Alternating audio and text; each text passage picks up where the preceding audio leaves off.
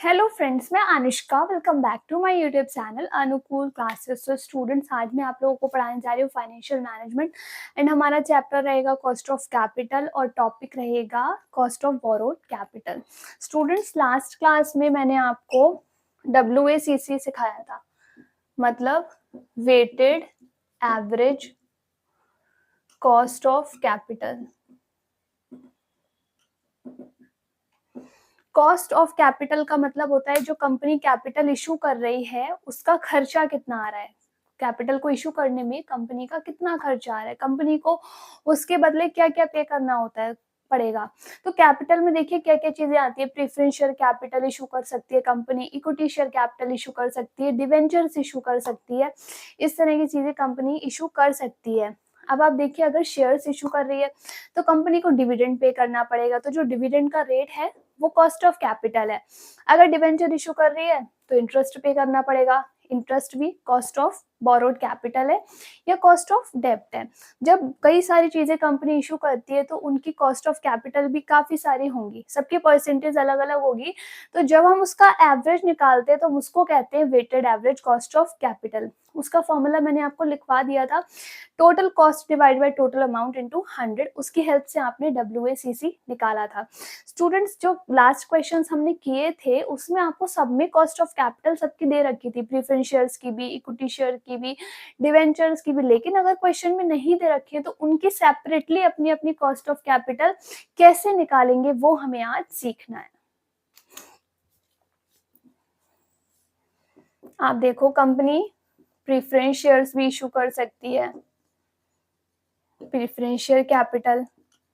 तो इसकी जो कॉस्ट ऑफ कैपिटल आएगी वो होगा रेट ऑफ प्रेफरेंस डिविडेंड।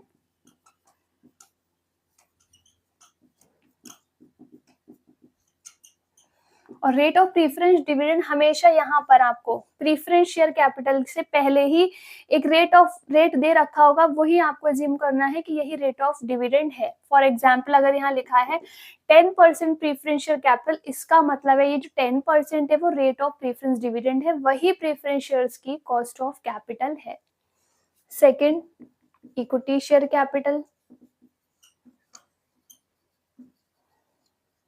इस पर भी कंपनी को डिविडेंड देना पड़ेगा, लेकिन इसका जो रेट ऑफ डिविडेंड है वो यहाँ पर कभी कंपनी नहीं देती है, क्योंकि वो फिक्स नहीं होता है। यहाँ पर हर साल फिक्स है कि इतना डिविडेंड देना ही देना है प्रेफरेंस शेयर कैपिटल पर, इसलिए कंपनी यहाँ पर रेट ऑफ डिविडेंड लिख देती है। लेकिन इक्विटी शेयर कैपिटल में फिक्स नहीं होता है डिविडेंड, कंपनी के प्रॉफिट्स पर डिपेंड करता है कि डिविडेंड कितना कंपनी पे करेगी, तो यहाँ पर नहीं देती है। कंपनी नीचे एडिशनल इन्फॉर्मेशन में बता देगी कि कंपनी का rate of dividend on equity shares कितना है, तो हमें वहां से पता चल जाएगा। और अगर नहीं दिया है तो हम उसको कैलकुलेट करेंगे, cost of capital of issuing equity shares. हाँ, और अगर बाई चांस हमें ये नहीं दे रखा है तो हम इसको भी कैलकुलेट करेंगे। अब आप यहाँ देखिए, डिवेंचर्स भी इशू कर सकती है कंपनी, इसको हम बोरोड कैपिटल भी कहते हैं क्योंकि ये लोन ट्रीट की जाती है। जो शेयर होल्डर्स हैं वो कंपनी के जो है ओनर्स हैं, और डिवेंचर्स कंपनी के क्रेडिटर्स हैं, इनको लोन ट्रीट किया जाता है। तो इसको भी हम, इसका जो है इंटरेस्ट का रेट जो होगा वो हो जाएगी कॉस्ट ऑफ कैपिटल। और अगर ये नहीं दे रखा है तो हम भी इसको फॉर्मूले से कैलकुलेट करेंगे। जब इनकी सबकी कॉस्ट ऑफ कैपिटल अलग अलग आ जाएगी तो हम फॉर्मूले से अपना WACC निकालेंगे, जो हमने लास्ट क्वेश्चंस में कर लिया था। पर हम अब ऐसे क्वेश्चन करेंगे, ये नहीं दे रखा है, रेट नहीं दे रखा है तो हम कैसे निकालें, ये रेट नहीं दे रखा है तो हम कैसे निकालें, ये नहीं दे रखा है अगर तो हम इसको कैसे निकालें। तो वन बाय वन हम इसको सीखेंगे। आज मैं आपको ये वाला सिखाऊंगी, कॉस्ट ऑफ बोरोड कैपिटल। पहले इतना नोट कर लीजिए।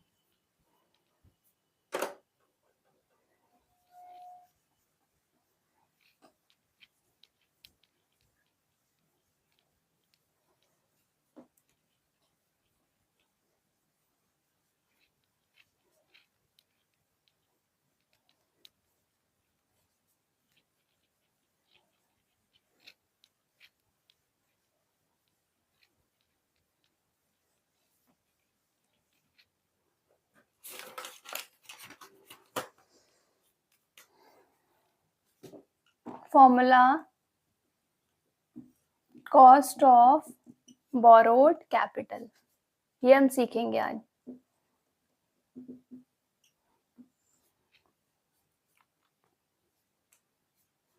या हम इसको बोल सकते हैं कॉस्ट ऑफ डेब्ट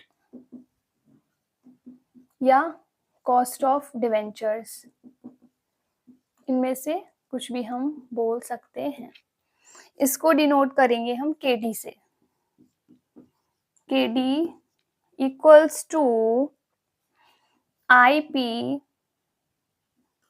पहले शॉर्ट में लिखवा रही हूँ फिर उसकी फुल फॉर्म्स लिखवाऊंगी और समझाऊंगी। IP plus MV minus NP divide by N full divide by MV plus NP divide by 2 into 100।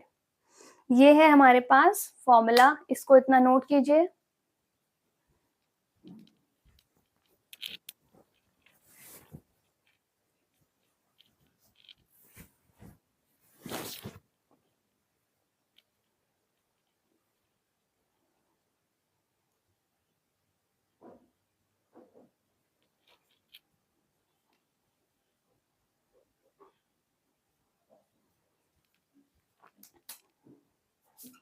Where KD means cost of debt या cost of borrowed capital या cost of debentures।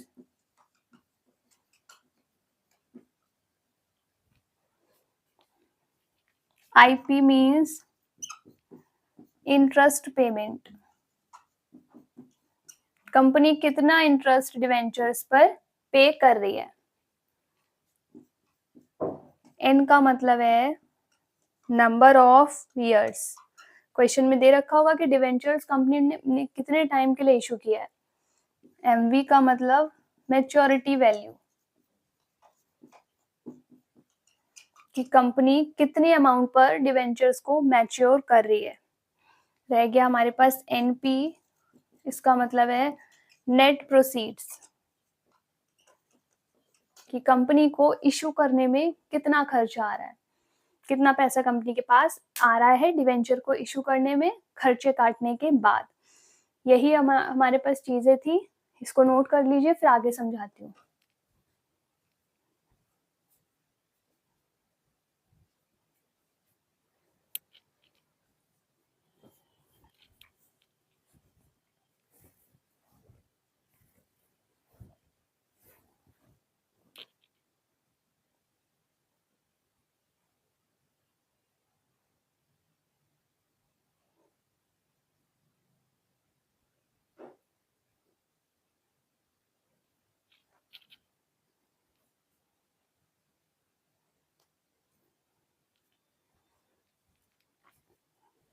स्टूडेंट्स एक एक करके हम सारी चीजें समझेंगे। यहाँ पर आईपी का मतलब है इंटरेस्ट का पेमेंट, आपको रेट ऑफ इंटरेस्ट क्वेश्चन में दे रखा होगा, वो हम ले लेंगे। And number of years given होंगे कि कंपनी ने डिवेंचर्स कितने साल के लिए इशू किए। मैच्योरिटी वैल्यू का मतलब है कि कंपनी डिवेंचर को कितने में मैच्योर करेगी, किस अमाउंट में। अब आप देखिए मैच्योरिटी वैल्यू इक्वल्स टू, अगर कंपनी प्रीमियम पर मैच्योर कर रही है, प्रीमियम का मतलब मान लीजिए 100 का इशू किया और 10% प्रीमियम पर कंपनी मैच्योर करेगी तो 100 प्लस 10% कर देंगे, तो मैच्योरिटी वैल्यू फेस वैल्यू होगी या फिर फेस वैल्यू प्लस प्रीमियम होगा, कि कंपनी प्रीमियम पर कर रही है मैच्योर। थर्ड ऑप्शन है कि कंपनी डिस्काउंट पर करेगी, तो face value minus discount. Company मान लीजिए 10% डिस्काउंट पर मैच्योर कर रही है तो इतने से कम पर मैच्योर करेगी, हमेशा डिस्काउंट की अमाउंट लेस होती है। आप भी कहीं कुछ खरीदने जाते हैं और अगर डिस्काउंट मिल जाता है तो आपकी वो अमाउंट डिस्काउंट के अमाउंट से कम हो जाती है, तो डिस्काउंट को हमेशा लेस करेंगे, प्रीमियम को हमेशा हम ऐड करेंगे। तो ये हो गई हमारे पास मैच्योरिटी वैल्यू, नोट कीजिए।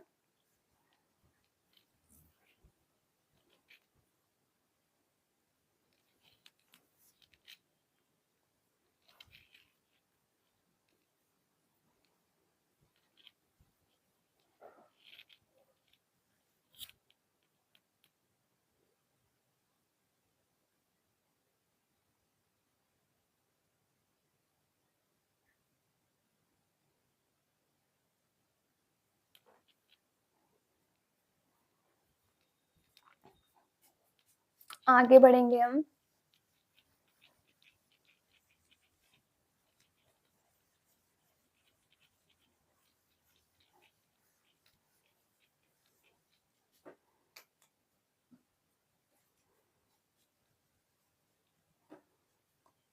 ये समझा रही हूँ आपको मैच्योरिटी वैल्यू।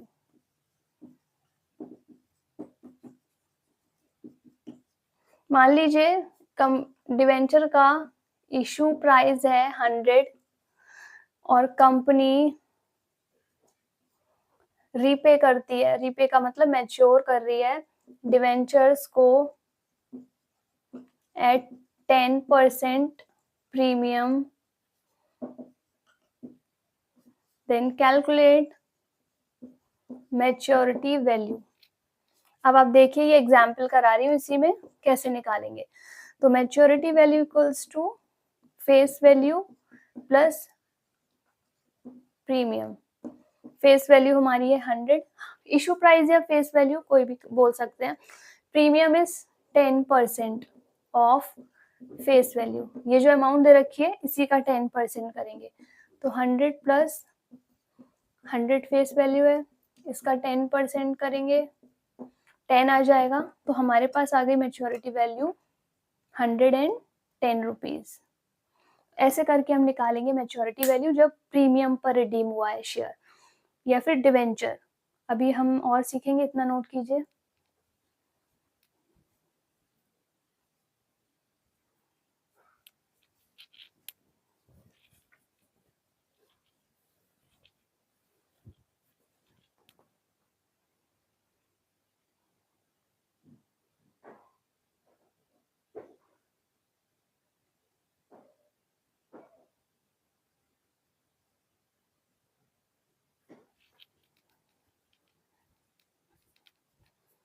अब डिस्काउंट की बात करेंगे। इशू प्राइस 100 है, company repay debenture at 10%, premium की जगह मैं डिस्काउंट कर देती हूँ। तो हम मैच्योरिटी वैल्यू कैसे निकालेंगे?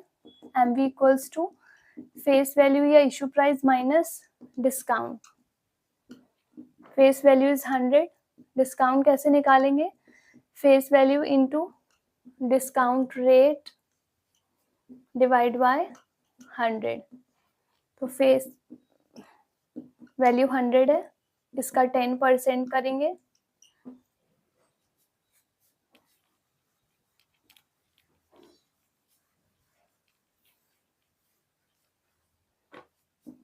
Hundred minus 10। तो हमारे पास आ गई मैच्योरिटी वैल्यू 90 रुपीज। तो ये हमने अपना निकाला मैच्योरिटी वैल्यू जब डिस्काउंट था। नोट कीजिए।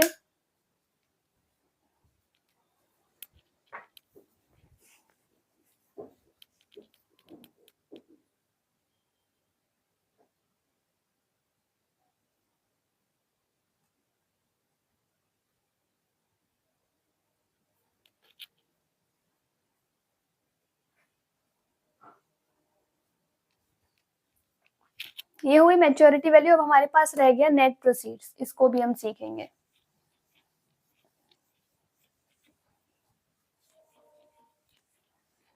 और सारी चीजें तो आपको क्वेश्चन में गिवन होंगी, बस यही दोनों चीजें आपको सीखनी है अच्छे से, तब आप क्वेश्चन कर पाएंगे।